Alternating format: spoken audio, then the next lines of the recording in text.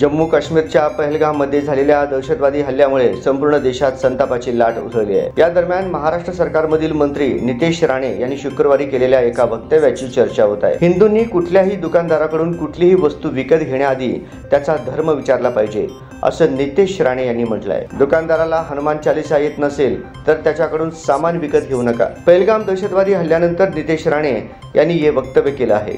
नितेश राणे यांच्या या वक्तव्यानंतर अनेक प्रश्न निर्माण होत आहेत। रत्नागिरी जिल्ह्यात दापोली शहरात एका जनसभेला संबोधित करताना नितेश राणे यांनी हे वक्तव्य केलं।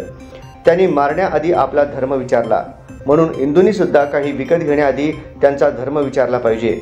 ते तुम्हाला तुमचा धर्म विचारून मारत असतील तर तुम्ही सुद्धा सामान खरेदी करण्याआधी त्यांचा धर्म विचारला पाहिजे।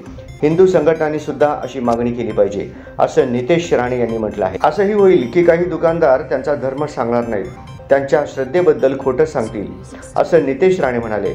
जेव्हा तुम्ही खरेदीसाठी जाल तेव्हा त्यांना त्यांचा धर्म विचारा। त्यांनी सांगितलं की ते हिंदू आहेत तर त्यांना हनुमान चालीसा म्हणायला लावा। त्यांना हनुमान चालीसा येत नसेल तर त्यांच्याकडून काही विकत घेऊ नका, असं नितेश राणे म्हणाले। दक्षिण काश्मीरच्या पहलगाममध्ये 22 एप्रिलला दहशतवाद्यांनी पर्यटकांवर हल्ला केला। यात 26 पर्यटकांचा मृत्यू झाला। प्रत्यक्षदर्शींनी दिलेल्या माहितीनुसार दहशतवाद्यांनी पर्यटकांना गोळी मारण्याआधी त्यांचं नाव आणि धर्म विचारला। प्रत्यक्षदर्शींनी हे सुद्धा सांगितलं की हल्लेखोरांनी काही पर्यटकांना कलमा म्हणायला लावला।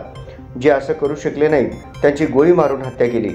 या क्रूर दहशतवादी हल्ल्यानंतर पाकिस्तान विरोधात कारवाई करण्याची, बदला घेण्याची मागणी होत आहे।